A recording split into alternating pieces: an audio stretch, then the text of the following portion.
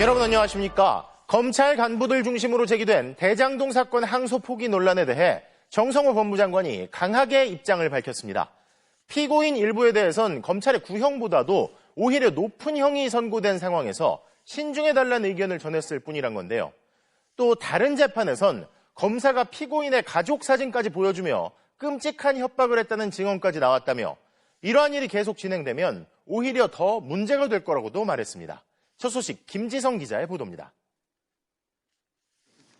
대장동 개발 비리 사건 항소 포기 이틀 만에 정성호 법무장관이 직접 설명에 나섰습니다. 대검찰청으로부터 항소할 필요가 있다고 보고를 받았지만 이에 지침을 내린 적은 없고 의견만 제시했다고 말했습니다. 대검의 의견이 이게 항소 필요성이 있다 그렇게 보고받은 것으로 알고 있습니다. 처음이 아니라 두 번째 보고 왔을 때 신중하게 판단하면 좋겠다.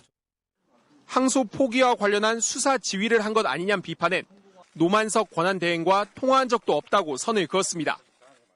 제가 법무장관 취임한 이래 사건과 관련해서 노만석 검찰총장 대행과 통화한 적은 단 한 번도 없습니다. 40분 넘게 발언을 이어가는 도중 물을 마시기도 했던 정 장관은 1심 법원이 대장동 사건 피고인들에게 충분한 형량을 선고했다는 점을 강조했습니다. 저는 성공한 수사 또 성공한 재판이었다고 생각합니다. 범죄자를 찾아내갖고 증거를 확보해갖고 기소해갖고 그에 합당한 적정량의 형벌이 선고돼갖고 처벌받게 하는 게 수사 기소의 목적입니다.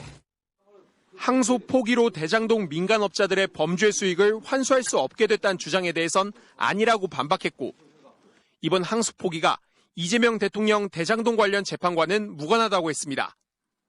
아니 이 사건과 이재명 대통령과 무슨 관계가 있습니까? 이재명 대통령이 이미 별개로 기소돼서 재판을 진행 중이다가 지금 중단돼 있고.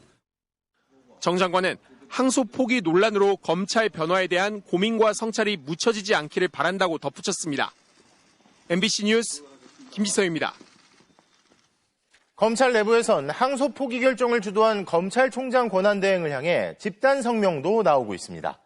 하지만 지난 정부 당시 윤석열 김건희 부부 관련 사건에선 볼 수 없었던 집단 반발이다 보니 선택적 분노라는 비판은 검찰 내부에서도 나오는데요. 이준범 기자입니다.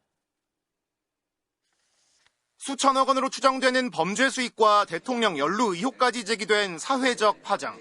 국민적 관심이 쏠린 대장동 사건에 대한 검찰의 항소 포기 결정은 권력의 눈치를 본 거 아니냐는 논란을 자초했습니다. 검사들은 집단 성명을 냈다는 사실을 언론에 공개한